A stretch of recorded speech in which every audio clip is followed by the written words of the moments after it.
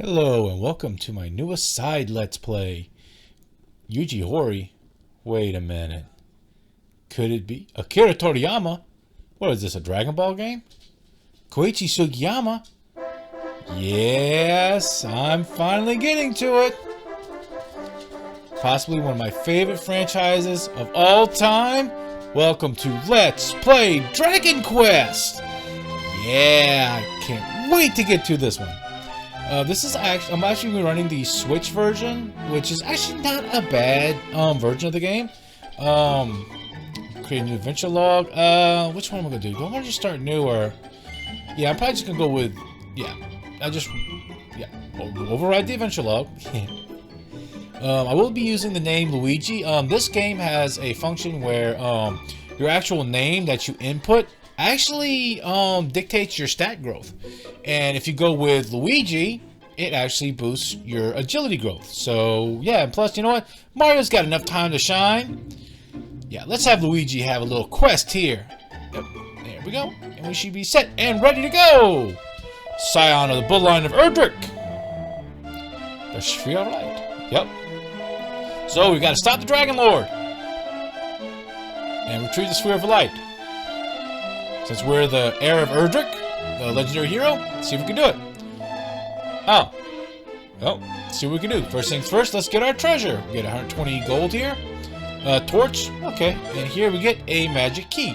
Unfortunately, in this game, magic keys don't stick around. Oh, what about Princess Gwaelin? Alright.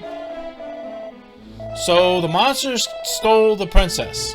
And even though that's not the main quest, you do want to kind of do it. First things first, in the original game, like I said, this is based off the Game Boy Color version, but this game, in the original version, you had to actually use the door command to open doors. Here, you can actually access pots, nothing in here, but in here, we get a free medical herb. Very nice.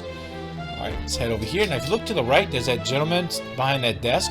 If you actually talk to him, he'll refill your MP for free, which we'll be definitely taking advantage of that. Like I said, this is based off the Game Boy Color version, so there's a lot of differences compared to this from this version to the actual NES version. So as you see, we start off naked with nothing. Actually, you can equip a bamboo spear, which I'm not really gonna do. What we are gonna do is go over here, and we're gonna make a couple purchases with 120 gold. I do want to buy an oaken club just to up our damage, and I will buy some plain clothes for 20 gold. Just because it gives us a little bit more defense. 20 bucks, no problem. If you notice, like I said, in the NES version, another big difference is the amount, is how the enemies are handled. The enemies give a lot more XP and a lot more gold than they did in the NES version. So grinding is not nearly much of a chore. And there's a little dress drawer. We get a Chimera wing, very nice. Use that to head back to, I believe it only brings you back to Tangel, which was the castle we were just at. Here we are now at the town of Breckenary. We do want to buy a dragon scale. This thing is really, really good. 20 gold for what it does. Watch this. Okay, now, watch this. Our defense is 4, right? Now, for 20 gold, you go over here, equip the dragon scale. And now, yeah, defensive 9. A defense of plus 5 for 20 gold. That's amazing. And you just keep it there like it's nothing. It's just great. Now, welcome to the one part of the game that a lot of people have a big problem with. This game is an unfortunate grind fest. All you do for the majority of the game is run around, get into encounters just like this one, attack. See, she slime. Let's see, gives you 2 experience and 4 gold. Now in the NES version, it only gave you 1 gold, well, 2 gold and 1 experience. So yeah, as you can tell, grinding was a lot more of a chore. Here we get a normal slime. For defeating this normal slime, what do we get? 1 experience and yeah.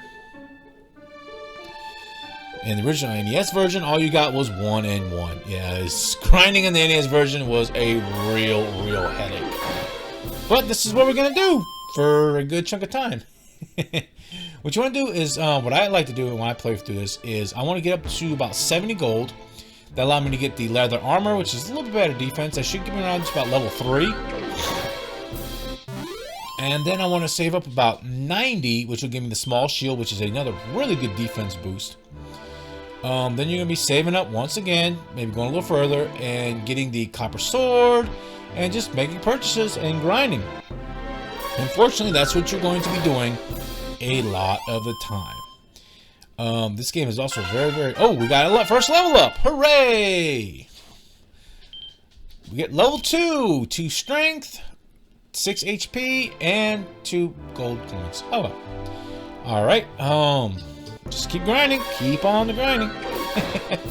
Now, in between this episode and the next episode, I probably will grind up enough to, probably get enough to start doing a little bit more exploration. Because I really don't want to just do all my grinding on screen, because this would take quite a bit of time, and I'm pretty sure you viewers would like to see something other than just me walking around and getting random encounters and grinding all the time. But yeah, this was the, especially in this version, this was the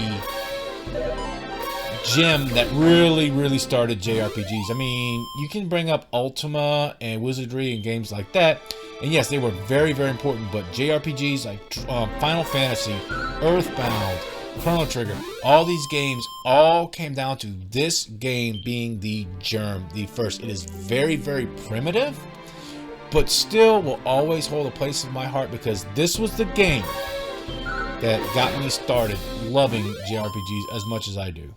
So I hope you all enjoy this as much as I do playing through it again. I usually like to play through this game about once a year. I also need to actually boot up my original NES and play the original NES version, just because there are some differences.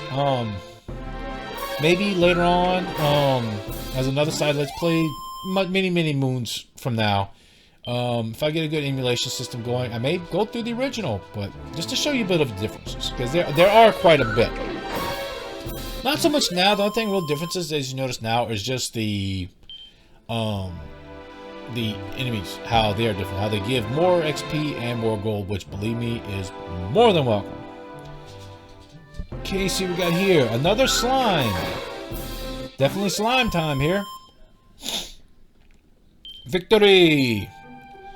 And it's going to take us a little while to get to 70 gold, but you definitely want to get there before you start moving any further. This game is actually, how they do this is each section of the map is a different enemy zone, and each enemy zone is populated by a certain enemy list that you have a chance of encountering. It's all combat is 1v1, since, like I said, this was a very primitive game at the time. But as you go into different areas, you run into different enemy zones, which trigger different possible encounters.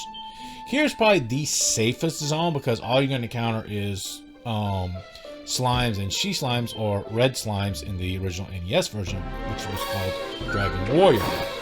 Yeah, apparently they thought Dragon Quest wasn't manly and macho enough, so they decided to call it Dragon Warrior, because warriors are fierce and roar. Oh, got another level, okay. Strength, agility to 4 MP, and our first spell, the heal spell. We are going to be using that spell a lot. That spell is a godsend. More importantly, we just need a little bit more money before we can get our leather armor. One slime down, 2 more gold. Alright, how much money do we have? I think we got like 2 more left. Should be good place. Smash the slime. Slime being the true mascot of this series. Slimes have been here. Yep, got my 70 gold. Slimes have been in every game. They're just kind of like how, I guess you could say, chocobos were with Final Fantasy. Slimes were with Dragon Ball. Let's get our leather suit or leather armor in other versions of the game. There we go. Yes, we definitely want to equip it. Yeah, we want to sell some stuff. Now, in the other version of the game, you have to go to the actual item shop to actually sell things. You can't just sell things at any shop. So a little bit of a pain in the butt, but it is what it is. Probably going to keep all my other stuff, because it does have some uses. Even the torch, I probably will put a use. But let's go save our game. Let me showcase on how you save your game. Now, this is a real pain in the butt thing. This is actually, this is how something you're going to really exploit. Let's speak to this gentleman, and he will fill all your MP for free. So what are we going to do? Use our heal spell for 3 of our 4 MP. Heal ourselves for full. And speak to him again. Now, using this method, you should never, and I repeat, never have to waste money on an inn. You can go if you want to, but believe me, besides trying to boost the local economy, it's not going to serve any purpose that you can't do right there. Now, to save your game, you have to come all the way back here to the tangent. This is which is kind of a butthole move of the game. But, like I said, it's kind of primitive, so you have to go speak to the king. Save your game or record it on the Royal Scrolls of Honor. And we're going to take a little break here. Yep. But what awaits us as we continue to grind, explore, gain more guild, and get more equipment. Find out next time on Let's Play Dragon Quest. This is your ever-lovable host, Shadowblade730. If you like my content, please like, share, subscribe, maybe throw in a comment or two. And I will see you all next adventure.